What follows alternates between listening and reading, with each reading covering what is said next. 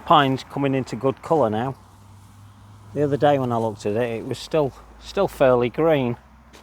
As it gets colder, and it has to be a lot colder, it goes this lovely yellow colour.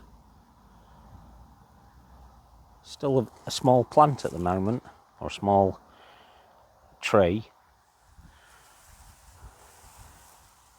It's doing really well. I do like pines. I've always liked pines.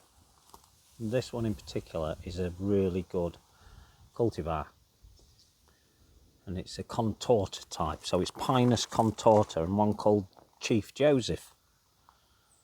I don't know why it's called Chief Joseph. I'm sure there's a reason. It's beautiful.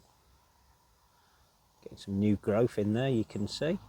But the colour of the actual leaves, which they are really leaves, is amazing.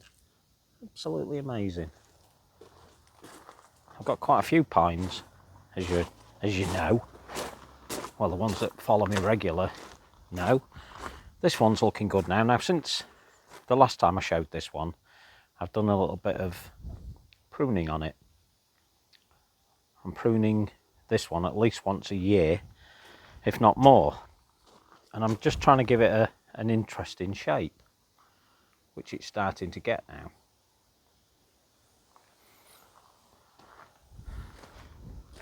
So it's looking quite nice. I think it's looking nice. And then I've got things like this one. This is Taxodium Bata, one called David. It's a fast growing one. And I've turned it into this, into the cloud pruning. And again, it's looking nice.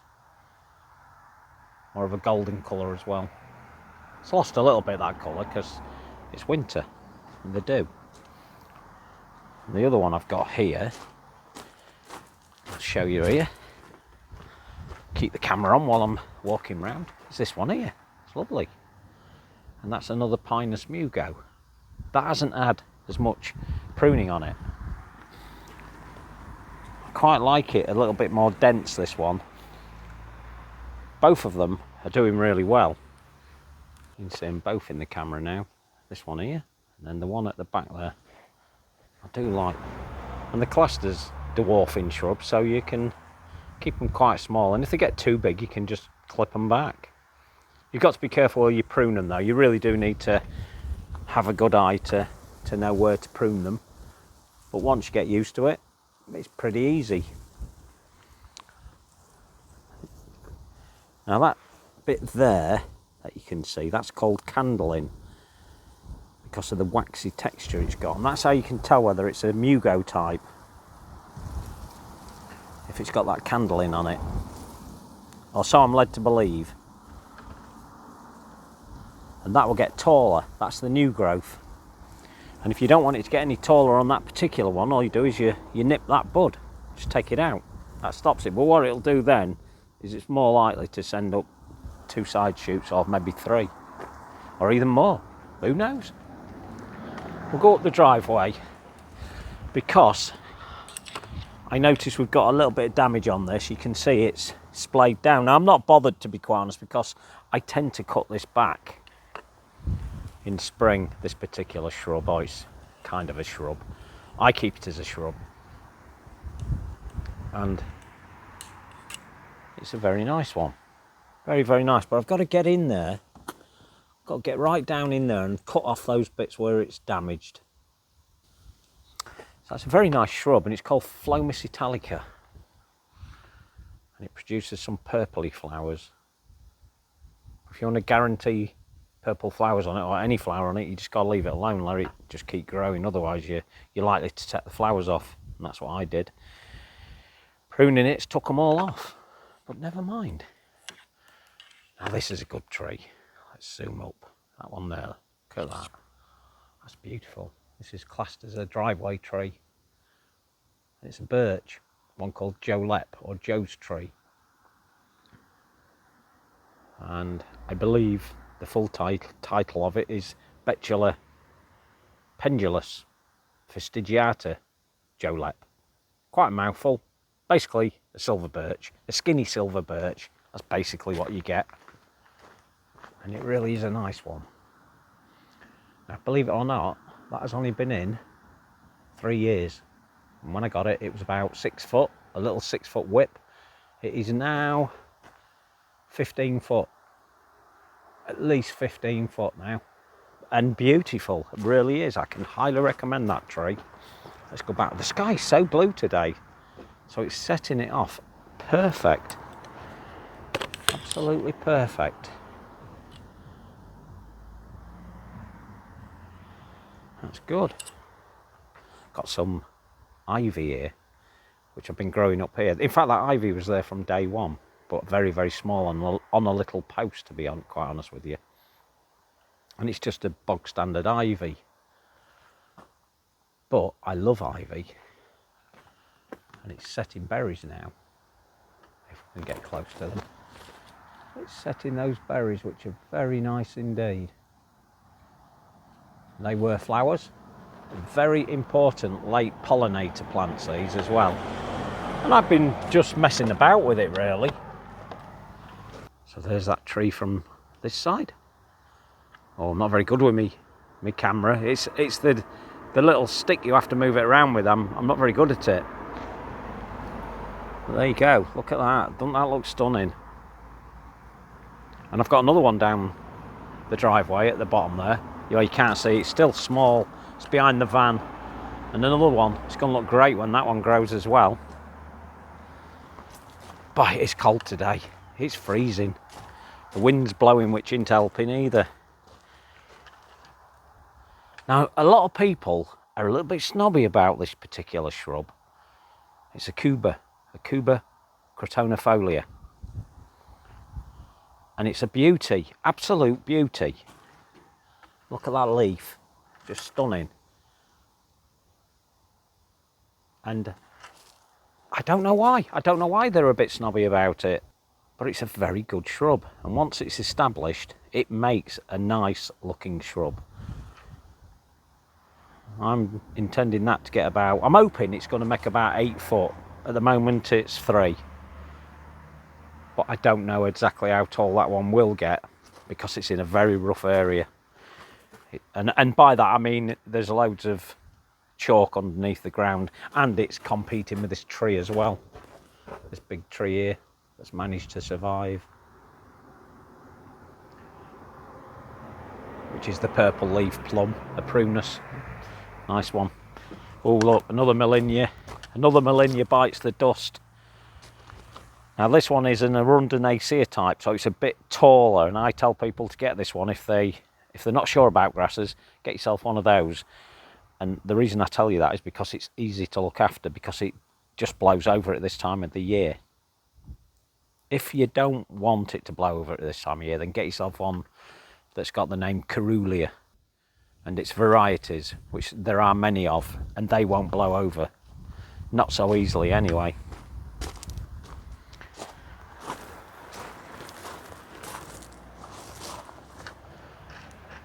Still looking a bit ropey, this bamboo. I look forward to showing you that in spring, just to show you how well it will bounce back. But you can see from there that it's going to be absolutely fine. It does look terrible at this time of year. But I am seriously considering moving that one down to the wildlife area. I just think it'll look better down there. Oh, look at that, just spotted it. Look at the colour on that Miscanthus. That Miscanthus has been over for a month, if not 5 weeks. But look at that, it's still offering a lot to the garden. Them seed heads with the sun behind it. Beautiful. That's an absolutely stunning one. I've got loads of Miscanthus in this garden, but none as good as that one yet. This is Acer and a David Eye type, one called Viper, and it always looks better at this time of year because that bark comes out absolutely stunningly beautiful, as you can see. It's classed as the snakebark maple, and it is. Or the snakebark Acer, either. Now we've got another Pinus here, but this one's Nigra, and this one's called Green Tower. I'm expecting this to make about 8 to 10 foot. Very dense and very columbular. You know I like columbular plants, and I do. I like this one. I moved it at the back end of this year rather. Yeah, I moved it from just over there. It was in that border, and I thought it would look better where I've just put it. We shall see. Taxodium Japonica. Beautiful. This one's in the garden. A lot of people I see keep them in pots. And I have kept them in pots in the past, but I tend to put them in the garden. Put them in a protected place, because if you want to keep them as healthy as this one, they need some sort of a protection. They're pretty good nowadays. We're not losing them like we used to do. Back in the 90s, I would have lost that completely. It would have just died back, because we used to get a lot more snow, didn't we, in them days? We don't get that anymore. It's got seed heads on the top, the flower heads. Bizarre. Very late to flower, these are. November time they start flowering. But they're nice. I like them. Like them a lot. It's very architectural. The reason we call them architectural is because they look good next to buildings. Always look good next to buildings, this type of plant. And that's why we call them architectural plants. Okay, this is the shack it's next to, but it suits it a treat. And you could actually put it on against an house or against a brick wall, and it would look just as efficient as this one does. I'll show you this while we're here. This is for solitary bees, and every one of those brown little bits, those plugs, has got a little grub in there which will come out in spring. I can see there's a couple of really dark ones there. They're dead. They won't come to anything. I've learnt from experience, that won't come to anything, that won't, and that won't. But the rest will. They're fine. Absolutely fine.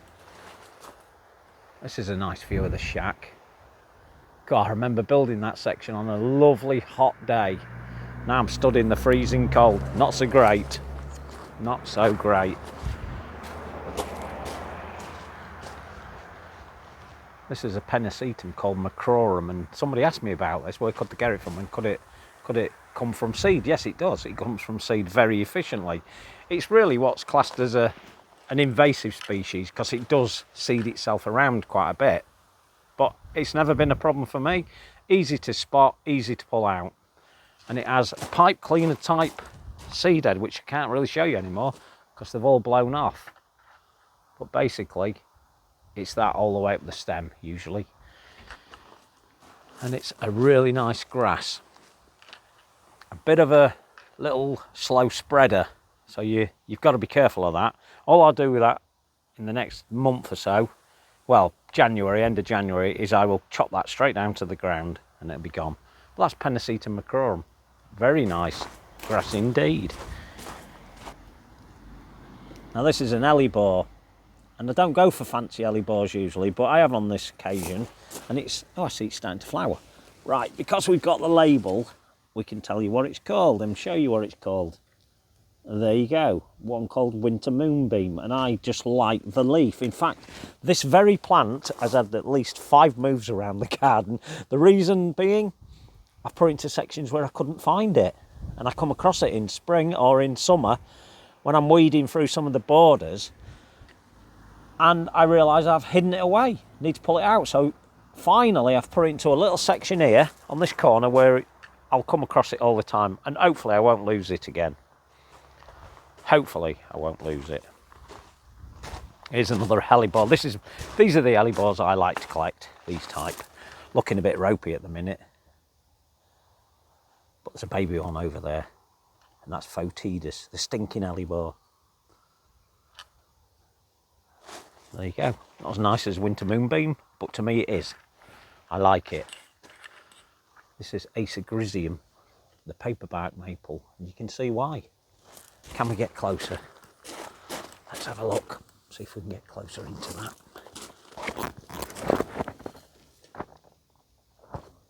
There you go, look at that. That's why it's called the paperbark maple. So if you're looking for something small, that definitely fits the bill. And to be honest with you, it can get a lot taller than that. In fact, it can probably make 15, if not 20 foot. But it's very slow growing, so in our lifetime probably remains as a small tree, unless we buy it as a big one. You know, initially, if we buy it as a specimen, then yes, it gets bigger quicker. Right, let's go through to the nook. This was going to be called the secret garden, if you remember. I don't visit it enough, but I've been busy on other sections this year. It's doing very well for not visiting it as well. It's looking very nice. And that little structure there I class as the Anderson Arbour shelter seat, which is nice. And it's a bit of a nod up to RAF Binbrook, back to the war when they had the Anderson shelters. And I'm sure a lot of people in this village would have had Anderson shelters. Now it's made out of an old pig ark. Easy to make. There you go, the top half of a pig ark, and then we've got some straight bits down below it. And they're looking nice. This ivy, I've just noticed this ivy is doing so well now. I can't remember its name. I'm hoping I've left the label with it. I usually do. I'll find it somewhere. And it's just kind of a boring plain one, but it's very nice. I think all ivies are very nice. A lot of people go for the more fancy ones, and I've got one or two of those. In fact, I've got one called Buttercup, and as you can imagine, it's a buttercup colour. It's beautiful. This one is looking really good on this structure. I'm having to feed it through, as you can see, but it's now getting established. It's taken a couple of years to get to that stage. In fact, it's taken 3.5 years to get to that stage. But now it's got its feet into the ground, it's doing really well. I bet a lot of people find this one a bit boring. This is Binia. This one is Binia Cordifolia. It's not flowering yet. And it was in the garden when we came. It was down the edge side. And I pulled a bit out and put it here. And there's still some further up the garden. I've now started collecting some of those. I do like them. And then back to this Euphoria, Whistleberry Garnet. In fact, we can see why they call it Whistleberry Garnet. We can see the garnet colour starting to develop. Now this one is a cross between Martinii and one called Robii. Now Martinii has this lovely red flush tip to it, whereas Robii is a bit of an aggressive spreader. And it's taken on sort of both of the parents' attributes, and it can be a little bit spready. But I've come to love this one because it is so, I don't know, just so structurally strong. A nice euphorbia to have. Let's have a look at this plant. It's Erebotria, or Erebotria Japonica. Very nice. Called the Laqua Tree. It's a fruit. Don't ask me any more than that because I can't answer it. I can't answer why. I think it's a tasty fruit. I wouldn't know. This bamboo's a cracking bamboo. I did worry about it at first because it was quite dense and quite sprawling when I first bought it. I've actually trimmed the base up now. I've got rid of the little immature bits of it in favour of the taller ones, and it's a Fargesia knitted it, and one called Obelisk. And if I can get a better view of that, you'll see how Obelisk it actually is. Good upright one. It's only 2 years old at the moment, but has got to that in 2 years, and I'm very impressed with it, I must say. I'm very impressed with it. Nice plant. There's the shack. We don't talk about the shack much nowadays, but still looks good in the garden. I don't think it really needs any explanation, the shack. In fact, let's go up onto the deck. Let's have a look what's going on. It is winter, after all, that's why everything's looking a bit like this. The Miscanthus are keeping the show going. There's just so invaluable Miscanthus grasses at this time of year. In fact, most grasses are. Not all grasses, some can look terrible, but in particular, Miscanthus have so much to offer the garden. You really should invest in one. I'll say no more than that. So we'll go to this Helibar now, and this is Heliborus agoutifolius, about to flower. Very strong, commonly called the Corsican Helibar. Very, very nice Helibar indeed. And believe it or not, I never bought that one. That was already here.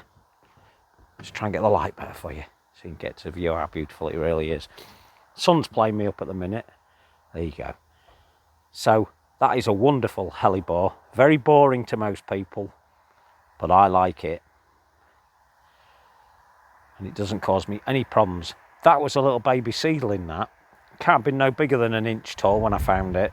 So I knew the people that lived here before must have bought some of those.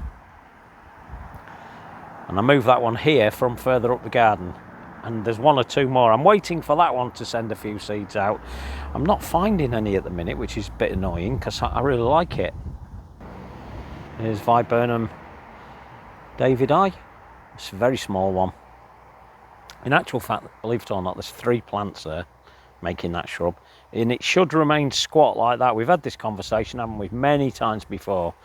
That is the true Viburnum David Eye. I think people get them mixed up with other types of Viburnum, but that is the true one. That's Euphoria Malachi. You can see the pink tinges, the purple, well, purpley red tinges to the tips. Quite obviously. In fact, let's get down there. Come on, I'll take you down there in the garden. Let's have a closer look at it. A bit more of an explanation. So there you go. This is a very, very nice Euphorbia indeed. One of my own that I found many moons ago in a previous garden. And it's a cross between what I think is purple and gold and Lambrook gold, as I've said on a previous video. But the attributes it has are that it has this very powdery blue leaf to it, and then this lovely reddy purple tip at this time of year. And it only comes at this time of year, that red purple tip, as do a lot of euphorbias. But the blue colour towards the back end of summer gets really intensely blue, and is a nice one. And it's a good structure plant, a very good structure plant actually. One that I really favour. It is a nice one. Sorry about all the moving around on the camera. But as you can see, that's really nice. Now that has actually been a little bit uprooted by that last storm we had. So I need to get in there. In fact, let me get my foot in there today and just have a test. Yeah, it's not too bad. It's not too bad. You didn't see that, but it seems pretty sound. So good. It really does need to come to the market. Very nice. I'm sure I'll get it there eventually. I like a lot of people. I give lots of information and lots of advice out, never take it myself. Now I need to get on top of all those leaves, and tomorrow will be that day. I will come out here tomorrow, give them a bit of a rake up, get them off. Oh look, symphytums, look at that, the flowering. That's great. Very early, actually, very early. Have we got anything going on this Rheum palmatum yet? That dead looking plant there, that's Rheum palmatum. Can't see anything yet, but it will be underneath. If I left some of that brown up, I bet we'll find some green foliage already starting. I know it's winter, but spring ain't far away. That's a Pittosporum, a tenuifolium type, and one called Garnetii. And Garnetii, you can identify whether you have Garnetii, because once we get the cold weather, it tends to have, there we go, it tends to have these pink tinges to the edges of the leaf. It is a creamy edged leaf anyway, but as we get into winter, we tend to get more of this colour going on. Now I've noticed there are other ones like this, but this is Garnetii, and it's pretty hardy, that one. But a good winter, believe me, would finish that off. But hopefully we're not getting any of those good winters anymore. Now this is a lovely, well, what would class that as? Small tree, large shrub. And at this time of the year, it's invaluable for that contorted, twisted branch. And it's called the contorted hazel. And it's Corylus avellana contorta. Still got some of the leaves on. Most have gone now, not all of them. Most have gone, and it's already dropping catkins down. Let's get closer to it. I think they're a bit early this year, but I say that about every plant. But you can just make those out, little catkins. They will drop further than that. There's a lot on it this year, actually. There's going to be a lot of fruit on that this year. But I just love all of that contorted look about it. I was very lucky when we moved here, because that was already here and established. In fact, I used to come to this house before we actually purchased it, and I used to trim this up for the lady that lived here. I asked her if I could come in and sort it out before we moved in, and I did. I took some really straight whips off of it, because they go really whippy at the bottom. If you leave them, they will produce straight branches that go up at least 10 to 12 foot. And in this case, they went well above and beyond and out. They make good pea sticks. They went right above the top there, and I took them out. And it's looking good now. Oh, look at this poor old Betula.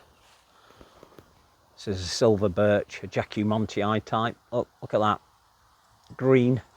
I don't bother cleaning it at this time of year. It's just simply, there's just simply no point, because it will go green again, so I just leave it alone. What I will be doing though is I will be checking this plant for crossing branches. Look, you can see it's a good example.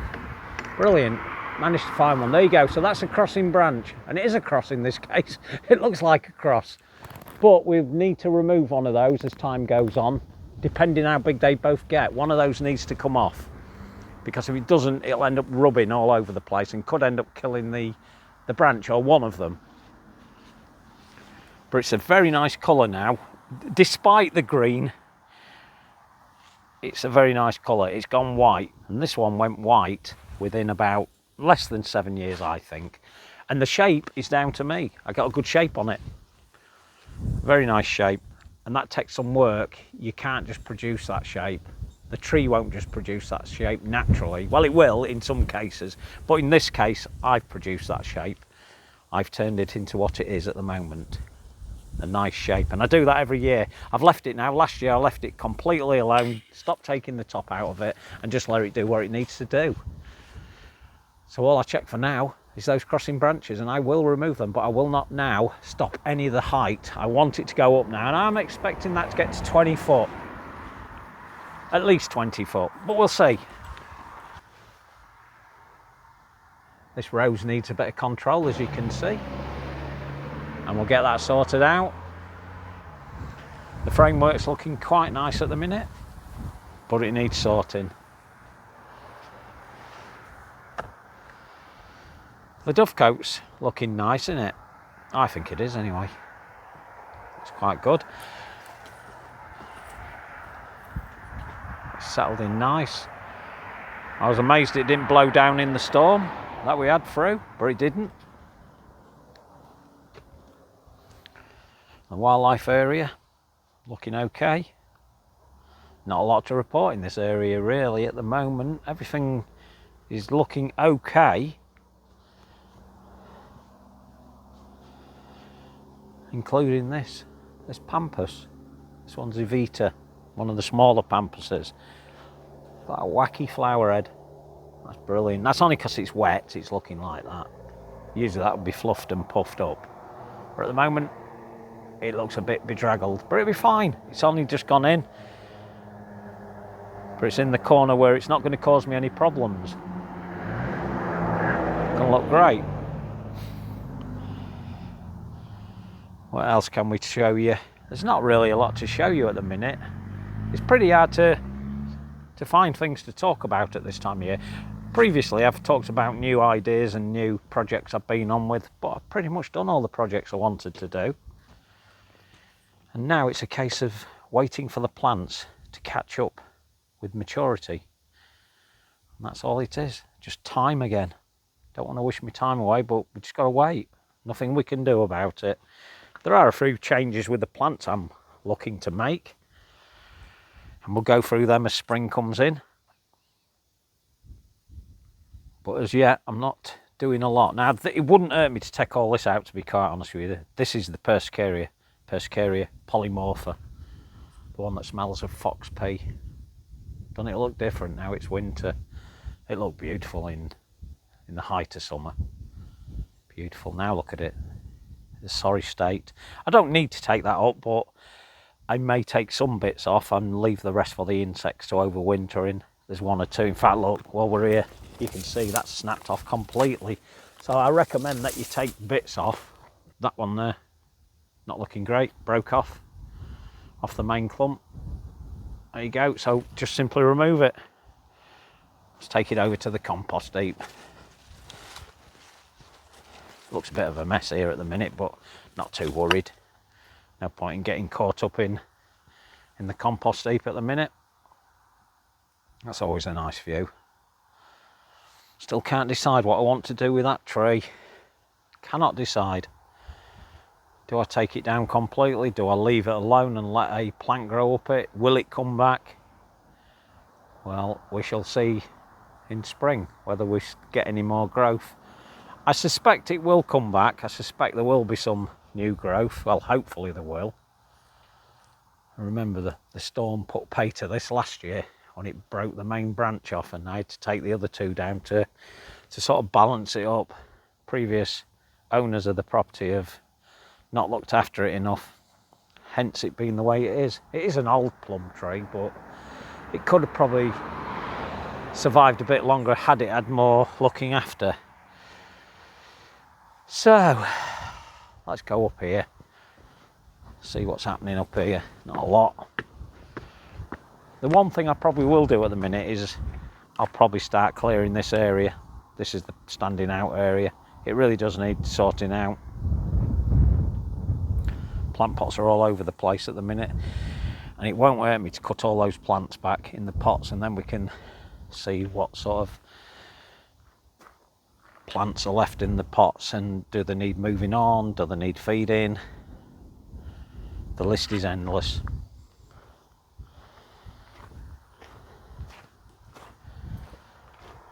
The floating deck still looks pretty good, as you can see here. Still looks good. Have to be careful at this time of year because it's a bit slippy. The cats like it, they sit on there all the time.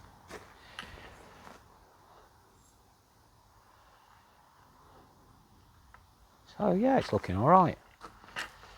As I said, the Miscanthus, stars of the show, always stand out. If you've got a Miscanthus in your garden this time of year, that's what you're going to get.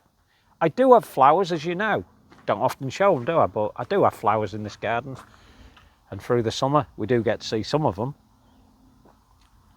But winter is a good time of the year in this garden because of the Miscanthus and the grasses doing their thing. And also seed heads of things such as the asters are looking good.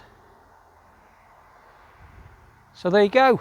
Not a lot else to talk about on today's talk, and that's mainly because I am absolutely freezing. It is so cold today. And I don't usually mind that, but I'm getting older now and I don't want to be out in the garden as long on cold days. Nevertheless, I'll still come out tomorrow, cold or not, and just have a little bit of a tidy up. Right, I'll talk to you on the next one. Ta-da!